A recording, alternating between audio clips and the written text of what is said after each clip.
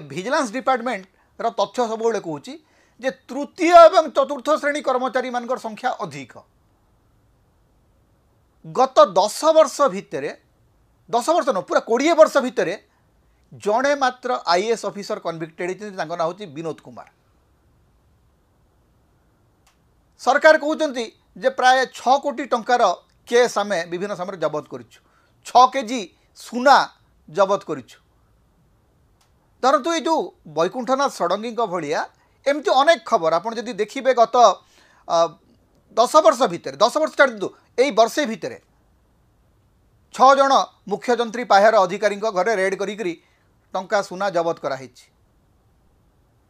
हेले जो मानू गिरफ कराऊँच जो मान घरे चढ़ऊ कराऊँच से माने केते परिमाण रे दंडित होचंती। सरकार डाटा कहूँ जे 50 भाग अधिकारी मुकुली जाउचंती 50 भाग दंडित होचंती 50 भाग मुकुली जाउचंती।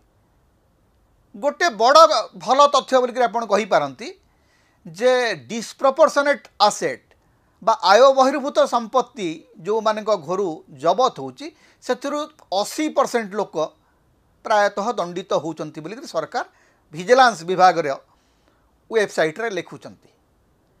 किंतु से माने जो दंडित होचंती से माने कोठी दंडित होचंती तल कोर्ट रे दंडित होचंती।